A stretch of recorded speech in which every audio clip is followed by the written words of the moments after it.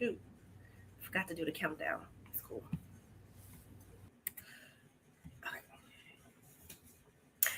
Good evening, everyone. Good evening. Thank you so much for tuning in tonight for our last episode in the Suffer Well podcast series. I am so honored and grateful for you to be tuning in tonight. And if this is your first episode with us this evening, I want to give a little background of what Suffer Well really means.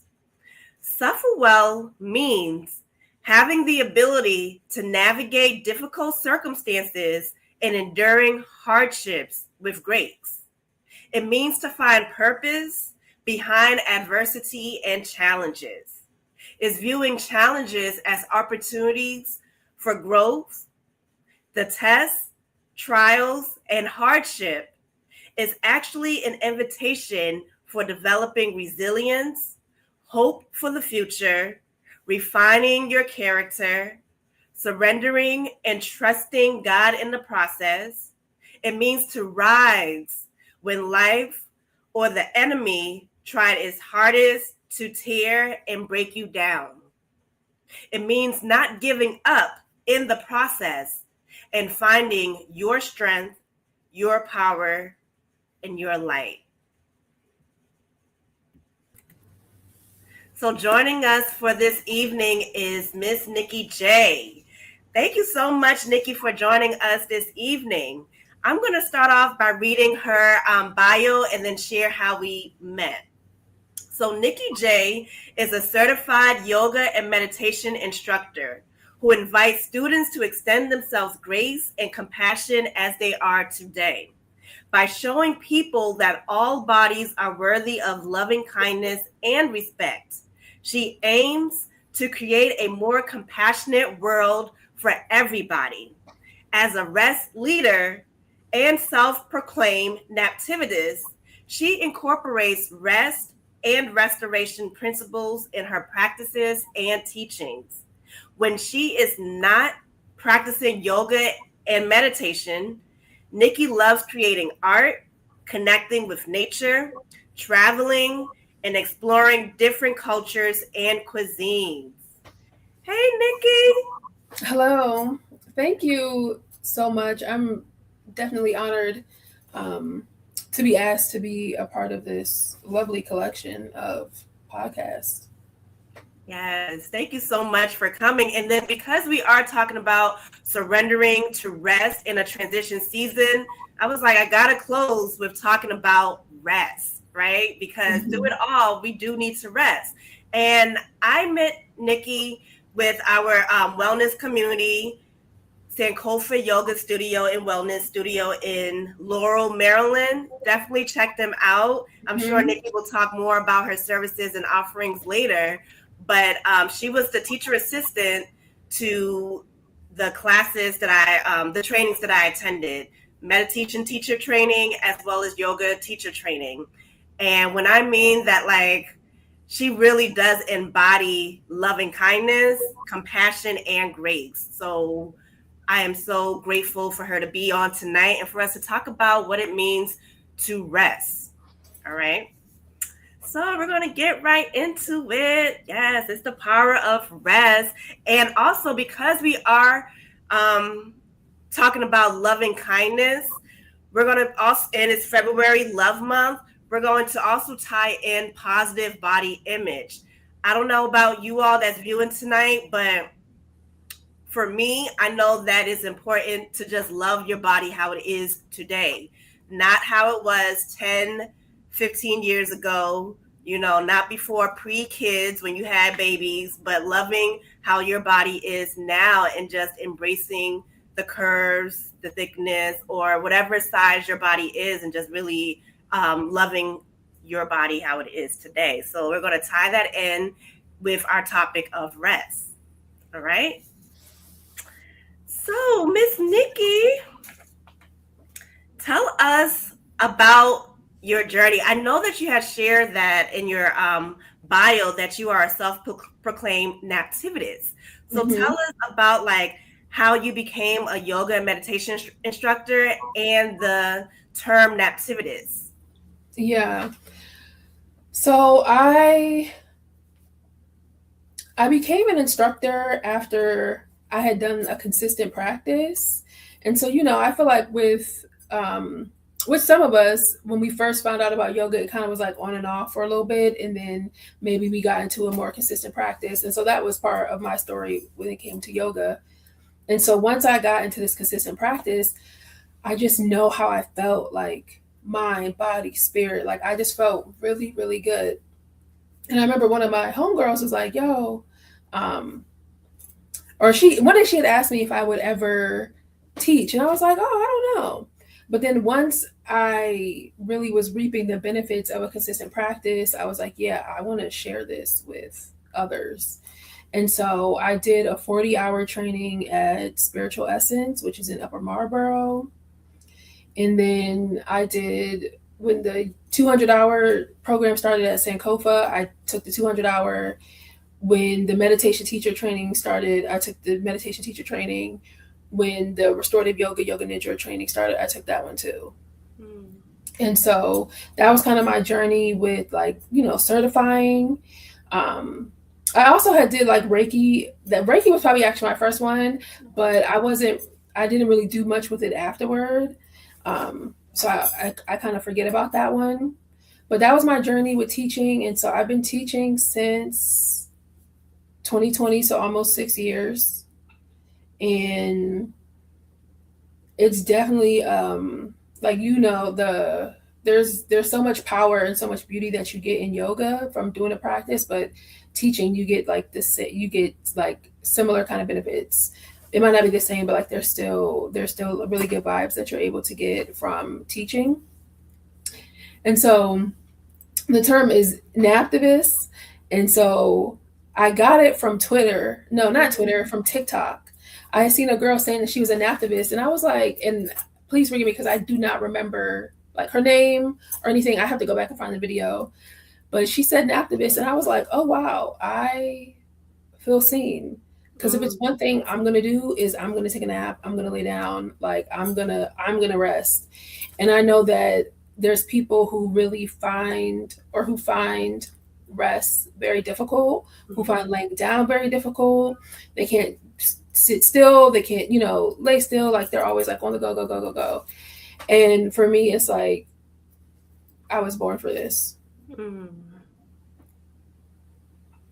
Yes. Thank you so much for sharing. And I love the fact that you said I was born for this and I am seen based off of the term that you found on Twitter, and I love that because rest is so important, especially as we are getting older and wiser. I'm noticing like my body really does need rest because people do struggle with that. Like if I have like a day off from work, this was before my yoga teacher training. I'm like, shoot, what do I have to do? Like, I don't know what to do with my time, right? Because I was so used to like going and doing things that even on a day off, I really didn't know what to do with myself. You know what I mean? So, the day off I can find plenty of things to do. Yes.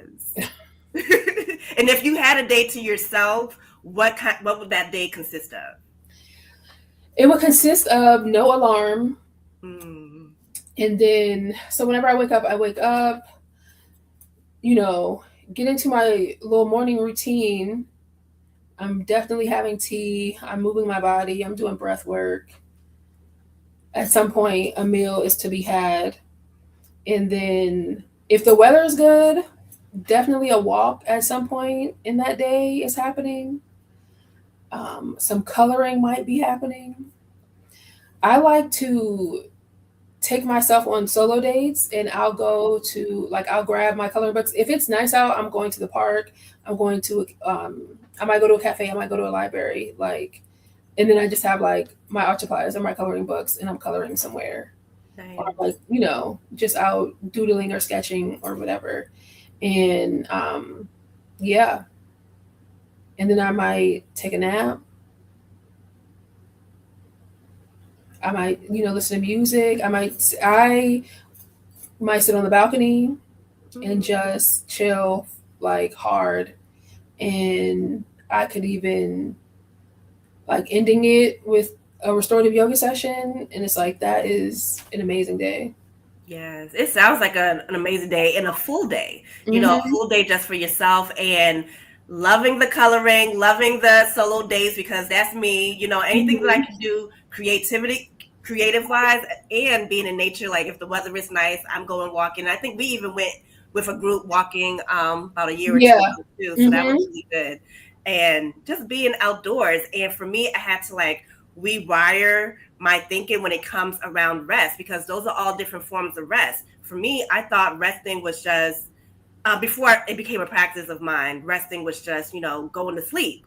But Yeah. when you're in a transition season or in a beginning stages of your healing, at least for me, the last thing I'm going to do is lay down and go to sleep because my mind is just constantly racing nonstop. So it's like, how do I find rest? Because my type of rest is not necessarily physical rest. And Mm-hmm. everything that you mentioned, it's could be mental rest, creative rest, Yeah. sensory rest. Yeah, So there's seven types of yes, there's seven types of rest. And so if I remember the list off the top, there's physical, there's mental, there's emotional, there's spiritual. there's spiritual, there's a couple others. And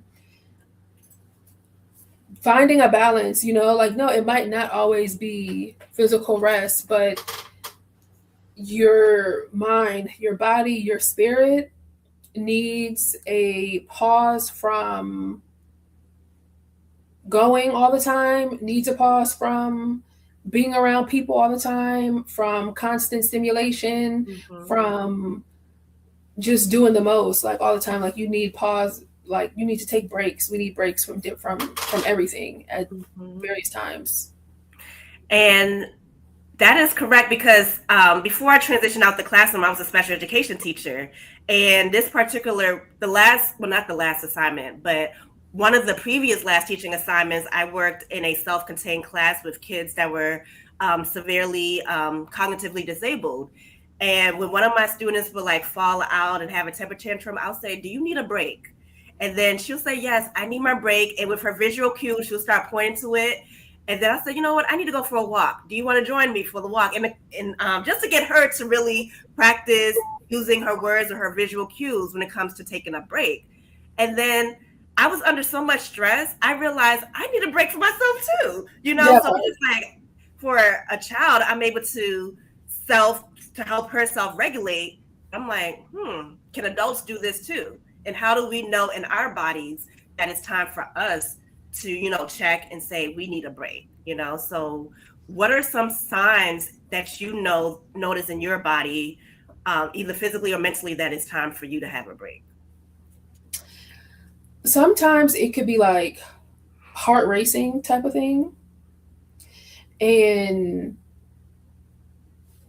like if you're like yeah, like your heart is racing, and then if you're familiar with the feeling of like feeling nervous, or you're like, okay, like feeling like you got to be on edge, Mm-hmm. like, oh, like I'm in a defensive mode, I'm in fight or flight, I'm feeling, like I got to protect myself, like you're feeling in those in like large amounts. It's like, okay, some type of, is this a situation where you do need some active combat, Mm-hmm. or is your body, because the body's going to respond to things like they're the same, like the stress of a lion being in front of you, Mm-hmm. the stress of having this scary conversation with or something that you're feeling is scary, like an emotionally heavy conversation with like a loved one, like we're having similar effects on the body.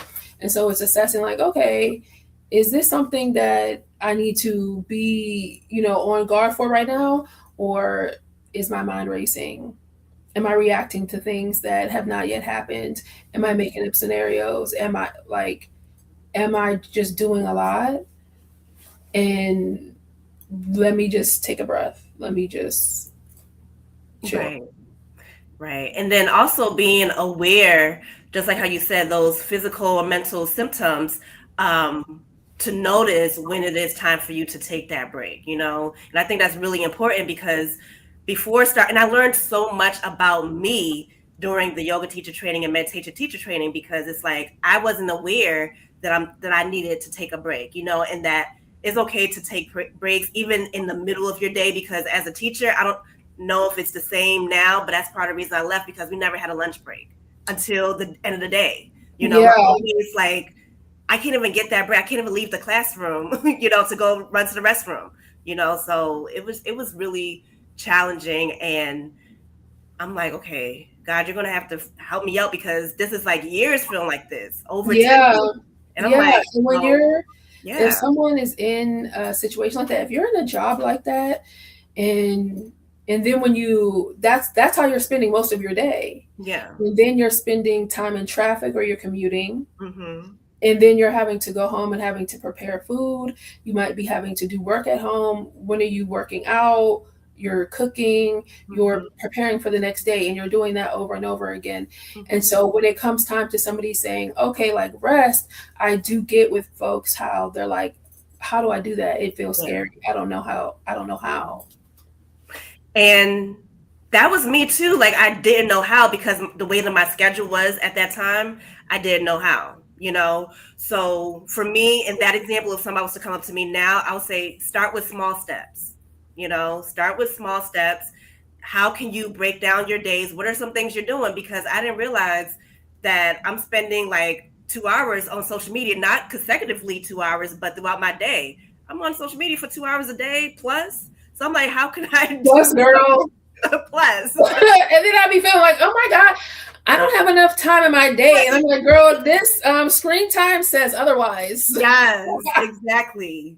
So that could be used towards something else, you know. So there's definitely ways, even if it's 5 minutes of meditation, because with me being a meditation instructor now, people are like, oh, I can't sit for 30 minutes, 15 minutes. Start with 5, you Yeah, know. start Just with 2. When I started yeah. meditating, I did 2-minute guided meditations on Insight Timer. Mm. And I was like, 2 minutes is accessible. Yes, it It's really very is. accessible. And even with the breaks, it's like, depending on what kind of job it is that you have, if you're an entrepreneur, if you are, even like at corporate type of vibes, taking the Pomodoro method, I want to say it might be you work 25 minutes, you take a 5-minute break, but you can play with that however you want. But being like, okay, maybe you're going to work for it's 25 minutes, 30, maybe you're doing 45 with a 10-minute break, 15-minute break, whatever. But setting a timer, doing, focusing for that 45 minutes, seeing what you can done, taking a break, and like actually taking a break, taking your eyes off the computer, stretching, Mm-hmm. dancing, going for a walk, grabbing a snack, whatever it is, but like actually not working. And then, repeating that however many times you need, because just sitting there and trying to go is not, it's not the wave. Mm-hmm. Absolutely. And I just love those strategies and techniques that you mentioned. And for those that are viewing tonight, definitely, you know, take some notes, replay this, because these are definitely strategies, especially like if, let's say that you're at a job where you really can't take as much breaks as you can, or even if you're sitting down at the computer all day. Like right now, my job is more sitting. So now I'm noticing that I have to add more mobility, Mhm. getting up, and that's still a work in progress. And just know that you can be gentle with yourself, you know, and that's part of our conversation tonight. It's like, don't beat yourself up if you're not able to do it every day, you know, but starting small and celebrating those moments really makes a difference. And just like how Nikki J mentioned, 2 minutes, even if you have 2 minutes to do a stretch, or if you're in a chair doing some chair stretches or chair yoga, really goes a long way for just 2 minutes. A bit before you know it, you're increasing it gradually to 10 minutes. Mhm. Yep. Mm-hmm. And because we are talking about um, the power of rest and why it is important to find rest. So, Nikki, if you feel compelled to share, was there any situation that occurred that you noticed that you needed to take a change and wanted to prioritize rest for your personal life? Mhm. Definitely with jobs. So generally with jobs, you know how I'm putting quotes around supposed to. You're supposed to, or I guess people recommend that you have another job lined up before you quit the job that you Mm-hmm. have. Um, I mostly have just quit jobs with nothing lined up. Mm-hmm. When my spirit is like, yo, it's time to go, I'm gone. Mm-hmm. And sometimes and sometimes it might take me a little bit. Like I kind of start to feel the inkling, and then maybe I'm making preparations. Like, okay, maybe I'm saving a little more, whatever. But when it's time for me to go, I go. And so with work, absolutely. And to me, like quitting, that is that's the big rest. That's the ultimate rest. Like Yes. I'm done with this. Like we're and then for me, things have just always worked out. Mm-hmm. And And that's that's not something I might and I'm not am I saying am I recommending that to people? I don't know if I am or not. I'm just saying that I've done it and I'm cool. mm-hmm. Not to say that it's easy and I didn't, worry or there might not have been challenges, but like ultimately it's like it's a practice that I will continue to probably have. Mm-hmm. Mm-hmm. And I can definitely resonate with just quitting a job and not having anything else in place because, like you said, when you're done, you're done, Yeah, and when you're done, you're done. And then it's like, yeah. oh, I'm quitting a job. Okay. And like I've quit a big corporate job and now I'm working at Old Navy. Now I'm tipping. Like Mm-hmm. now, I mean, Mm-hmm. I'm doing that for a little bit and then I'm on to the next thing. Mm-hmm. So it's kind of at this point, it's like it's nothing to pivot. Mm-hmm.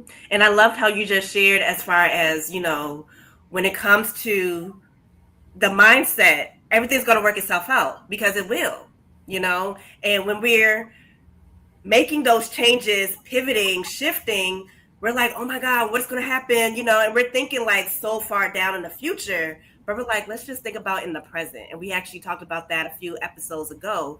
Think about in the present, not so much far in the future, because that's how our stress increases and our anxiety increases because we're thinking so far, like, how is all this going to work out? Mm-hmm. So yes, I wouldn't recommend, especially in this economy, recommend just up and quitting a job without having something else. But then also it's like you have to know what you're able to do and what you're not able to do. You have to outweigh the pros and the cons, and just say, because even for me, like leaving my teaching career, I was pretty much like unemployed. I only had a part-time job for 7 months until I got a full-time permanent job. And I said with this job, I had to be very intentional because I am prioritizing my rest. Listen, Mm-hmm. any snow, it could be less than 1 inch. Oh, I'm working from home today. Like I'm not even Yeah, trying. like yeah, first of all, working from home for sure. Unless it like okay, there might be certain jobs where you do have to be in person, whatever. But if I'm on this computer all day, you can miss me with being in the office every day. Exactly. Yes. And that was like a priority for me. But then somebody was like, oh, I love how your job is so flexible with the hours and stuff like that. And then I shared it with somebody and they're like, oh, I can't make that much. Okay. Or that the amount that I, make. And I said, well, you have to prioritize. For me, my emotional well-being is more important for me. So you have to think about what's more of a priority for you. Mm-hmm. So absolutely. And my next question as another Black woman, why is rest important? And why is that your target audience when it comes to rest? So many of us are holding big space for others and for things. So holding space for jobs, for anyone who's in school, holding space there. And it could be you could have a job and you're also in school. Mm-hmm. And then a lot of us are also leaders in these spaces. So we're holding even more space for anyone who's managing other people. There's the space being held within family systems, the amount of labor, it's the amount of labor that Black women are doing and have historically been doing. And so I'm like, yeah, we need to redefine our relationship with rest. So, because I am a product of slavery in the United States, right? So, like, I'm a Black American who's a product of the transatlantic slave trade. And so, when it comes to the way that slavery was here in the States, like the amount of sleep that they were able to get, and then they're working all day, then having to prepare for the next day, not having adequate healthcare, not having adequate food, not having adequate clothing, like doing all of this under duress, being abused, right? Like, wow, and crazy things. And while even then in other places, and even then in like later on, like during Jim Crow and things after that, there were still forms of rest that were found, but the way that we're able to be expansive with it now, I'm like, well, yeah, if in the way that this lineage has played out, that's the road that y'all took, then I'll rest for all of us. Like, say less. Yes.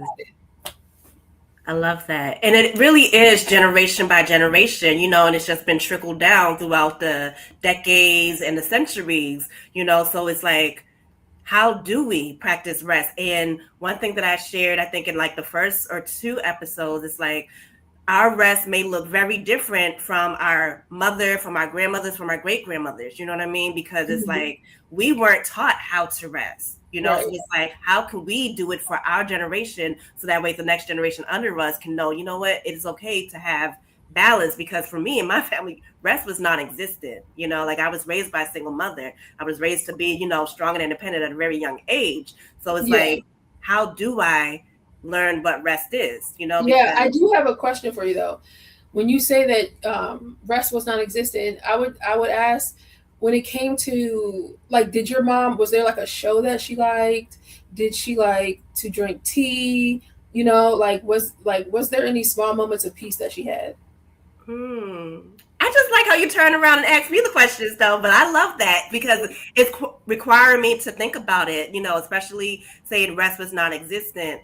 I would say it was non-existent for her when I was a child because she was like, she had to play multiple roles. She was a caregiver for her mom, and just like everybody leaned on her for that support. But I see it now with her in a different season. So in the season when I was a child, I didn't see that version of her. I did see it in my grandmother that helped to support, to raise me and everything like that. We would actually sit and watch like Golden Girls and, different TV shows with her. So I definitely did see it with my grandmother, but I love the fact that like different seasons may require a different version of you, so I'm seeing that side of my mom now. Yeah. And I love it. Yeah. Lovely. Yes. And thank you for asking that because I really feel like rest also is so important for a Black woman because we can incorporate it. Rest may not be 7 to 9 hours of sleep. You have to listen. And one thing I loved about our training is that you have to listen to your body and honor your body, because I never knew how to listen to my body, So it's truly important. And that leads us into our next question, because taking your class, and for those that's listening and watching tonight, I know Nick is going to talk about it later, but if you want to learn how to rest, take her class, listen to her meditation. I kid you not, it will help you with finding that rest that you need. And tell us about how you started the Rest Lounge podcast, because you do have your own podcast. Yeah, so the Rest Lounge is a podcast designed to put you to sleep or to invite you to sleep if that's what, your spirit feels called to do. You could also just be playing it as you're laying down and just tapping in with it and just listening with it. But I found that feedback I was getting from people who took my class, part of it is people are falling asleep. And then I've also received numerous comments on my voice and having a soothing voice and a calming voice. And so I'm like, okay, well, these are gifts that I have. And I am trying to create, more resters in the world, more naptivists in the world, more people who are just taking it down. And I'm like, okay, well, let me create these sleep meditations to, be of service to folks who need support in that environment. Yes. And thank you so much for creating it, because it's necessary. It's definitely needed, especially like I said, for me, and from is a practice because even sometimes like if I'm having a hard time falling asleep, I need to listen to something just to help me to fall asleep. And sometimes when I wake up, I'm like, oh, it's still on, because there are some that's like even like an hour long, 20 minutes, like it varies with the timing, and then some that can be as long as like 7, 8 hours. So I Yeah. really appreciate that you created this offering for others because it's needed. I need it, and like how you mentioned, it is a practice, something that we can always go back to. Yeah, and I don't, and even with playing them, it's like it could be when you're actually going to sleep. But for anyone who is into restorative yoga, you know, not approaching it with like, oh, I have to play this and I have to go to sleep, and then you're in your mind thinking so much about how you're supposed to be falling asleep, but allowing yourself to get in a place really of deep relaxation. And so it could be, okay, I'm gonna like, use my bolster, lay down, I'm just laying on the couch, and then I'm just playing it to just soothe myself. Mm-hmm. Absolutely. And just to agree with you, your voice is so soothing, and like once I hear you and I'm just like, oh, I'm just going to go right to sleep because my body needs that, Mhm. like depending on what's going on during the season that I'm in, it's really necessary. So, and that can be a tool that you can put in your tool bag for helping you to manage when it comes to stress, when it comes to, anxiety, day-to-day life challenges, definitely, incorporating one of Nikki's courses. And I know I'm kind of speaking ahead of it, but I just really do encourage you to have your own strategies and tools that you can use when it comes to finding rest. And we're talking about the power of rest, the power of pause. And how would you define, like, what does that mean for you? Like, how would you define that? And how can we find power when it comes to rest? I would define, I would define rest as a sacred pause. Mm-hmm. And really a pause for real, a pause, a break, a moment where you're just disconnecting. And what was the other part of the question? Oh, the power in, Yes. How can yeah, we find power when it comes to rest?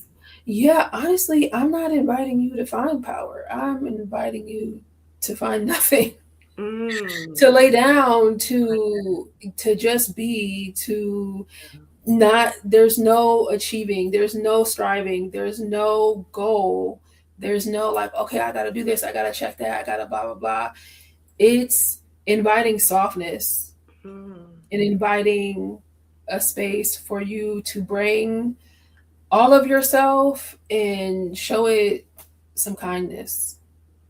Yes, I love that response. Yes. And it definitely is an invitation to just be, because even before starting my meditation practice, I'm like, how can I say, especially like outside where there's a lot of noise, you hear dogs barking, but I had to train my mind, and it's like a spiritual mental exercise for me, training myself and doing it on a consistent basis that's going to work for me, and just be in that Hmm. stillness, in that softness. And I love that definition for sure.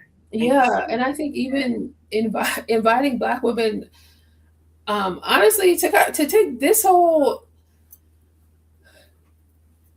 we are already the bomb, already ahead, already trendsetters. It's like folks wish that they could catch up to us. And so much. Hmm. inviting us to rest, because we don't have to prove nothing to nobody. Like, we Right. already are the bomb and we know this. Yes. So yeah, we could take a rest for, I don't know, we could, at this point we could take a rest for decades and they're still not seeing us. They're still not catching up to us. So it's like, let's just chill. And Mm-hmm. even in us chilling, we're still going to be achieving. Like, it's Yes. kind of like that is just in our nature to do so. Mhm. Because even like the beginning of this year, I was calling it the great fallback, and I was like, I'm actually doing less. When it's spring and summer, I'm definitely outside. Like, I'm popping out, I'm doing my thing. I'm embracing the seasons. We need to embrace the seasons. I live in the DMV area. it's giving winter, it's cold, I'm in the house. Yeah. You know, this month I was outside a little bit because it's my birthday month. And so it's like, okay, just a skosh. But once the weather hit cold, I was pretty much inside. Mm-hmm. It's like, okay, I might have like gone to work or, you know, I'm going to teach whatever. But like, other than that, like I'm in the house and I'm hibernating and I'm embracing that. Like the start of the year, okay, January 1st, that's cute. But like, I'm actually not doing the most right now. Yeah.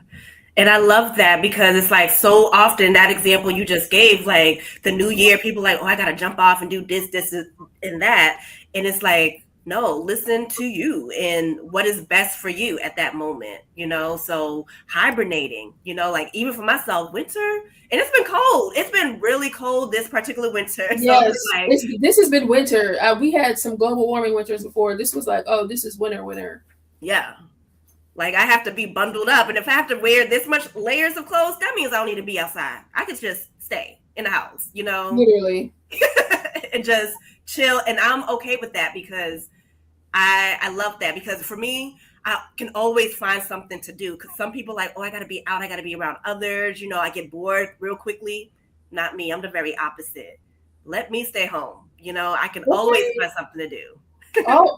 One, it's like, there's always something to clean or put away. Yes. But also, I mean, to me, home is the sanctuary. Like, I love home. My things are here. There's things for me to do.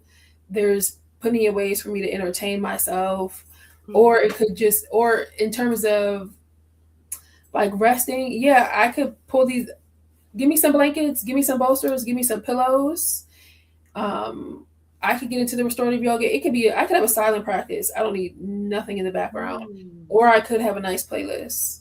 Yeah. Or if it's raining and I can hear it, it's over. Like, even one of my favorite things is I would have like the doors to the balcony open during a storm and I would just lay on the couch and I'm just listening to the sound of the rain.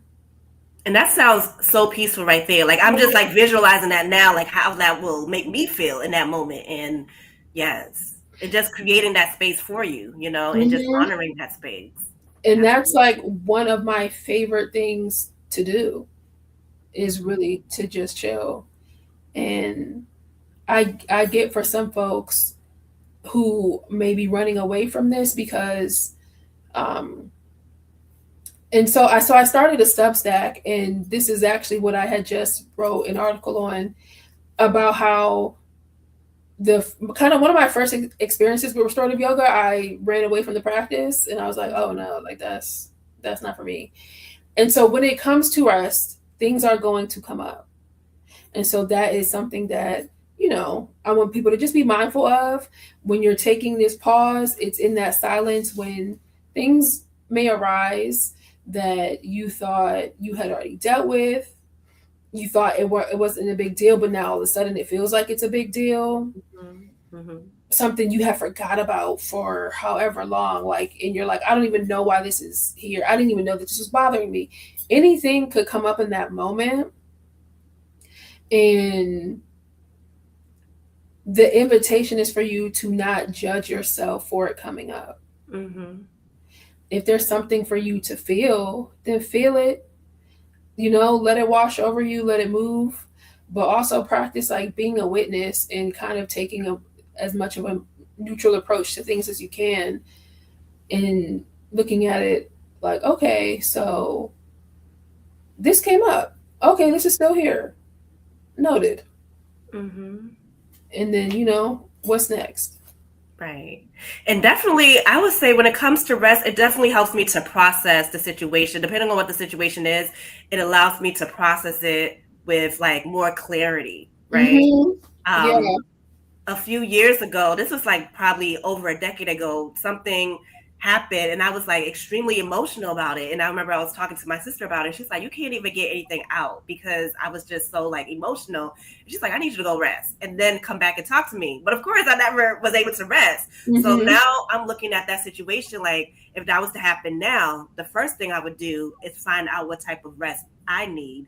And then when I'm able to pause, find the rest that I need, and then see how I can handle that situation moving forward. And I'm just like, Mm-hmm. wow. So there is so much benefits that can come when it's time to rest, you know. So I really do appreciate you coming on, because you are a rest leader, and you really, with your offerings, you're helping other Black women to find their rest, you know, and just be, because we are constantly, especially even if you're not a single parent, or even if you're married and still having to Right. juggle life with, it's still a lot that you have to carry. But one thing I'm learning, because like I said, it's ongoing, one thing I'm learning is that you don't have to carry the heaviness, the burden on your own, you know, and listening is so important to listen. And before, I never knew how to. So I'm just really grateful that our paths have crossed, because Yeah.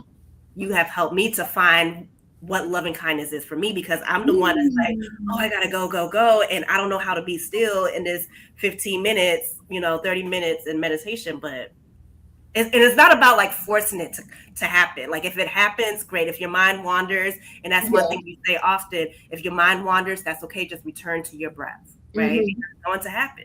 Yep. If you hear the dogs barking, you know, somebody making noise outside of the room that you're having a meditation, just bring it back, you know, and return to your breath. So there's definitely ways to just incorporate it if we do begin to get distracted by external noise or internal. Mm-hmm. Um, so, one thing I also wanted to talk about, we mentioned this in the beginning, is talking about the love of our body.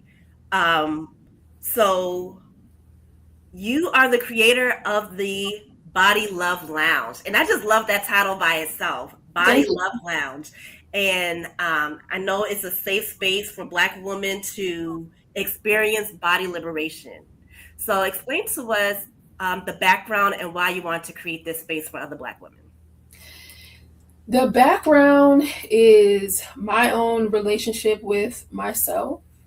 So I have been in a larger body for most of my life so far. And it's been at various, I guess, sizes of largeness. But this journey of loving myself has absolutely been a journey, and various things have shaped it. Yoga, meditation, mindfulness have absolutely helped. Therapy has helped. Social media has helped. Hmm. Like there's so many different avenues that have really helped me to just rock with myself so much more heavily now than I did before. And the same way when I got into yoga and I was like, oh, this is how I feel in my body. I want to share this with others. The way that I know how I used to feel about myself compared to now, I'm like, yeah, if I could teach this to others, I'm teaching this to everybody. Mm-hmm, Especially mm-hmm. because I listen to other people when they talk about themselves, so I see how they feel about themselves. I hear it. Yes. And one thing that I shared in a previous episode is that we are our first student, our first client. So it's like the way that we um, may have had challenges with a topic, whether in this situation is about our body image, and just creating it for ourselves first, and then, you know, sharing it with other people, because we have experienced that firsthand. And I love that, because as we get older, it's like our bodies go through changes. You know, we're Mm-hmm. getting older, and it's like, okay, and your eating habit may still be the same. So I'm like, okay, Right. I'm eating the same, but yet my body is increasing the size. And I'm Mm-hmm. like, you know what? I'm gonna love me the way that my body is today. I've been trying to lose 20 pounds for the last 5 years. You know what? It's okay. You know, whatever size I am now, I'm loving the thickness to it, you know, Mm-hmm. and how can I embrace that? And I remember, because I started teaching and working with youth, and I'm no longer in a classroom, and somebody was like, oh, you should, you know, do this with kids, like when it comes to yoga and meditation, when it comes to like affirmations. So I was like, yeah, maybe, but I need to talk to somebody that's like not necessarily my age, but a woman. You know what I mean? Yeah. That's because I feel like, you know, yes, I can do that with young girls, but I feel like my audience right now are women in their 30s when it comes to finding that rest. And do you feel like that similar for you, or is your audience any age? So I would say my audience is definitely like millennial Black women, or a little older, but in that range. And because I look at it as like I'm really creating kind of things that I wish I had, things that I wish Yeah.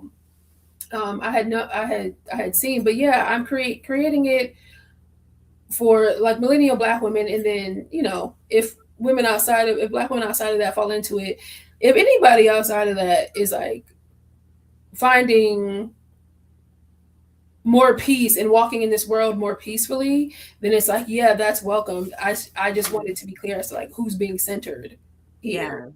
Yeah. And also, and I love that when you had said like you have been trying to lose these same 20 pounds for like the last 5 years. And I feel like part of my message right now, my little mission right now, is to get folks to decenter weight loss. And I know for some, when they hear that, it's like it might be shocking, or it might be like, okay, you're telling people not to care about their health, whatever. And it's like, to me, I know how much of my life has been centered around the number on the scale. And to hear other folks who are like, okay, for 5 years trying to work on these 20 pounds, it's like, yeah, that to me sounds exhausting. Yeah. And so I'm like, okay, well, instead of having the main focus, the main marker of your health being the number on the scale, what if your awareness was around how much sleep you're getting each night, how much screen time you're getting, what is the quality of the food that you're eating? Is there a particular, like, can you work with a nutritionist that aligns with you so you can figure out whatever kind of diet is for you? And by diet, I don't mean weight loss. I just mean how you're eating. Right. And I have made a YouTube video on this as well. But there's so, like, how much movement are you getting? Can you look at working out as, okay, I'm moving my body because my body needs it. This is like, look at what my body can do. Look at how strong she is, as opposed to looking at it as punishment. Right. And what kind of boundaries do you need? Some boundary setting in your life, because that affects your health too. There's so many things that affect our health, but a lot of people, when it comes to weight loss, it sounds like they are punishing themselves into losing weight, punishing themselves because they've gained weight, punishing themselves because they're not the weight that they want to be. And I am inviting in self-compassion for wherever you're at, and shifting your focus to other things. Yes, I just love how you just explain everything to a T, because it truly does feel like a punishment. Oh, I gotta go to the gym. Oh my God. Like, it's like they're dreading it, and I'm dreading it. Not they, I'm dreading it, having to go to the gym. And it's like, how do I create something that's sustainable? Right. And the thing is like, okay, not to look at the number on the scales, because like we said, as we get older, the number's going to fluctuate, so it's like the movement, are we just being consistent with that movement, whatever that movement may be? Because I think, like you said, like, we're restricting ourselves. We're thinking we have to eat salads and carrots for the rest of our lives. No, you can still eat. It's not restricting, it's not punishment, but what is going to work for you. And I love that, because it's not just the gym or working out. And what is the quality of your life in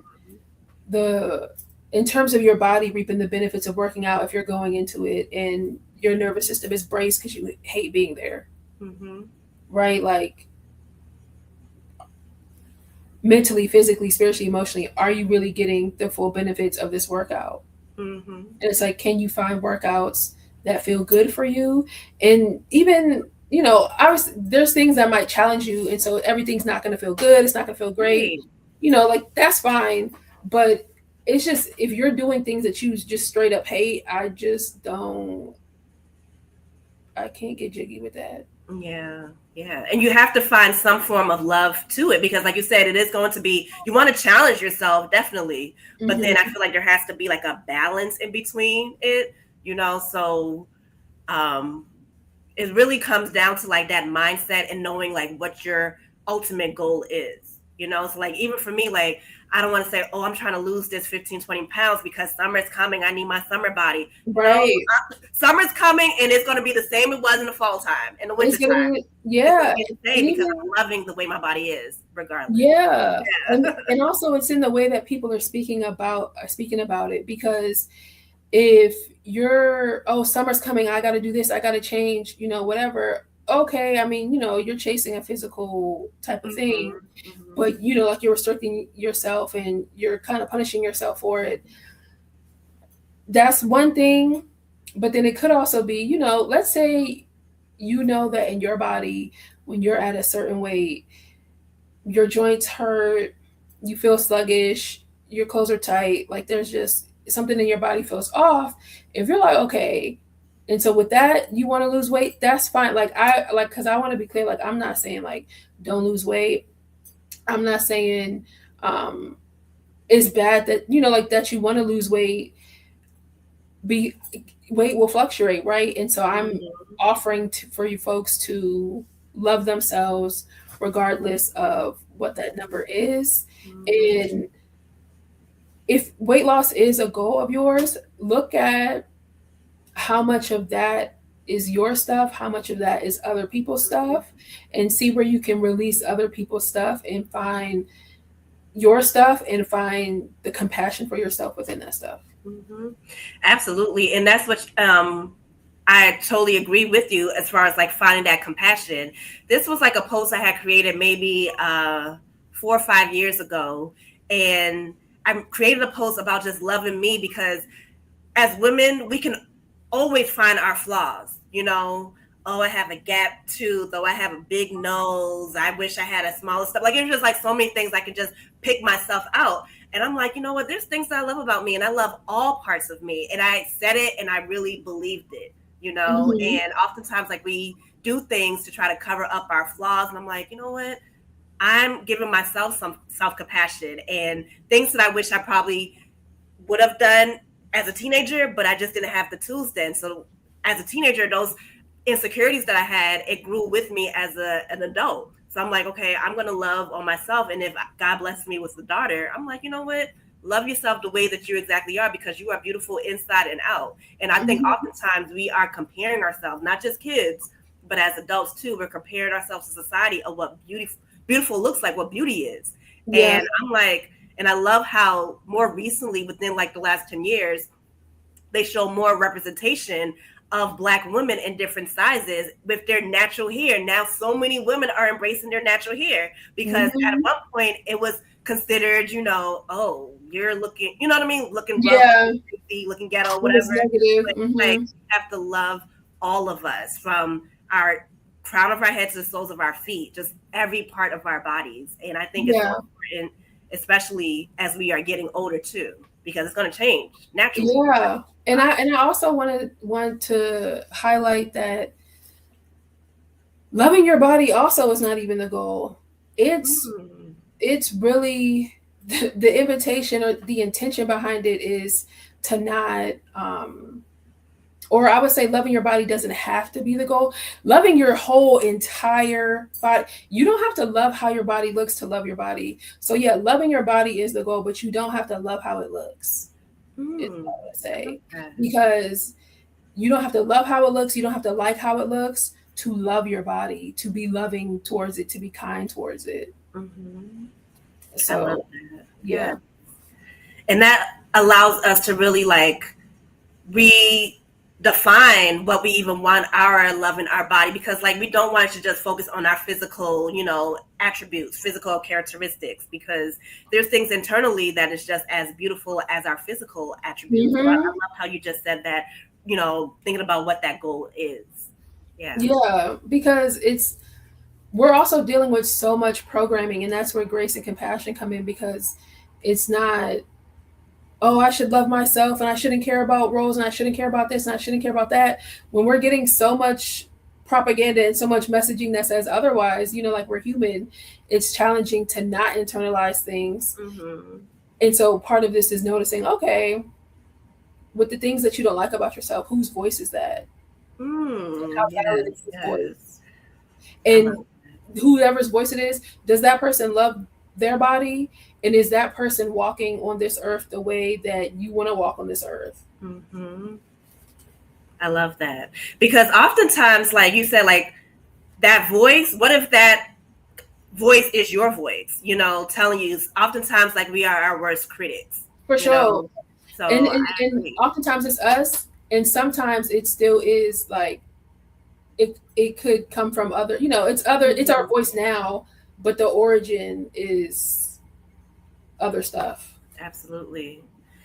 And even being able to find rest in that, like what are the boundaries when it comes to that, and can we create boundaries when it comes to ourselves, right? Because like for me, I to this day, especially when I'm doing something new, like those thoughts, negative thoughts, it just comes, and I'm like, okay, how can I take charge of those thoughts and replace it with an affirmation, with words of compassion?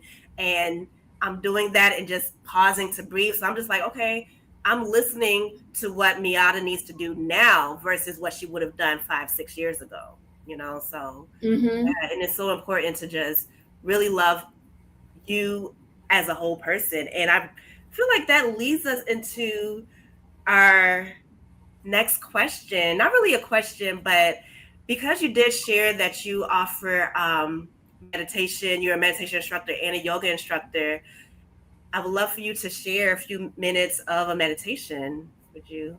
Yeah. Okay. So whenever you're ready. Okay. So, wherever you're watching this, hopefully you are somewhere seated and not like driving or anything. So if you are driving, this is not for you right now. You'd have to pause and come back to it. But we're doing this somewhere where we are feeling relaxed and comfortable. And so if you want to close your eyes or lower your gaze, I'm going to close mine. I invite you to do so. And begin to notice the body. So we're inviting some length into our spine. The shoulders are relaxed down the back. And we are breathing in and out of the nose.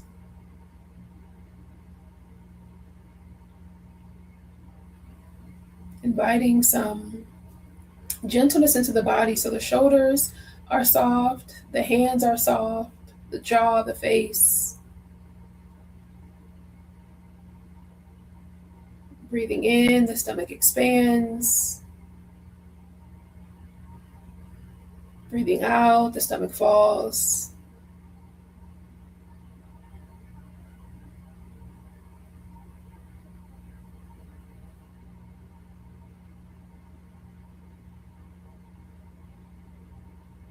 And if there is a kind word, phrase, or message that you have for your body in this moment, I invite you to say it to yourself.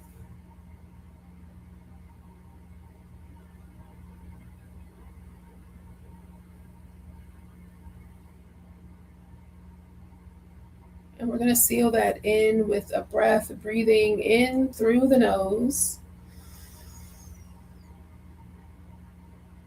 And on the exhale, audibly sighing it out.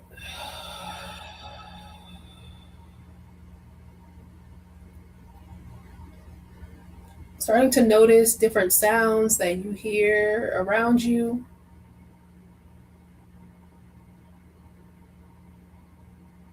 Awareness to your feet and your hands as they start to move. And then gently blinking the eyes open. Thank you so much for allowing me to lead you in that practice. Peace and love. Peace and love. Thank you so much, Nikki. This was wonderful. I am so glad to be virtually sitting down with you, and for you sharing about your rest journey and sharing with others about how they can incorporate more rest into their lives. So before we get ready to leave, let us know, how can we connect with you? How can we find out more about you, and what classes do you offer virtually and in person? Yes. So thebodylovelounge.com the Body Love Lounge on YouTube.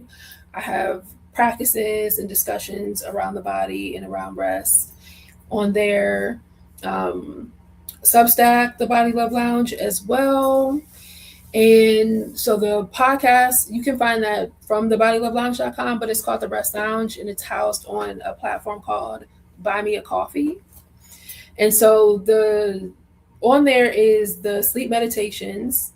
And then I also have some longer restorative practices that are about 75 minutes. They're classes that are available for purchase. So you can, whenever you have the internet or you feel like you need a longer class, they're accessible to you there.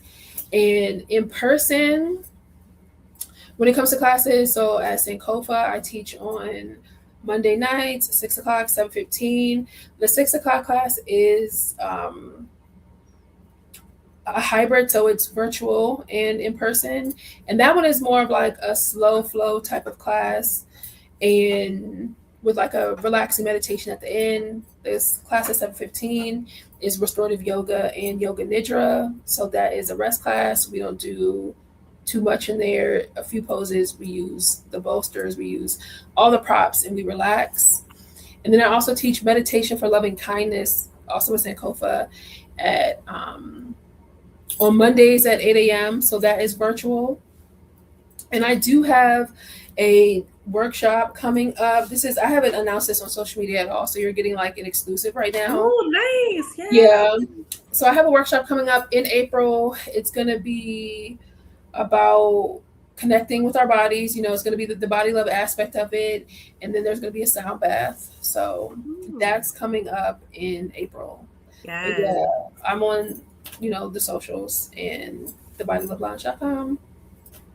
Thank you so much. Yes, please connect with Nikki J to be a part of her offerings, her classes, her workshops. She's doing great things for Black women in the community. So whether you're from a different state or locally, you can connect with her virtually as well, or in person if your schedule permits. Because especially if you want to learn more ways of how to incorporate rest into your lives, I strongly suggest that you connect with her. And also, I am a creative wellness practitioner, poet, and author, and I have started a quarterly Sister Circle workshop. So my first one for the year is going to be on Saturday, March 7th. It's going to be in Columbia, Maryland, and we're going to have yoga, and then we're going to go into a Sister Circle and just have discussions. And our topic is going to be Rising Together for Women's History Month. We're going to celebrate grace, compassion, and resilience. So please connect with us. And this is our last episode for the series. So even though it's that last episode, please still continue to connect with us. We have great things throughout the rest of the year. So thank you so much, Nikki, for taking time out of your evening. And everyone, enjoy the rest of your evening. I look forward to connecting with you all again. Good night. Ending.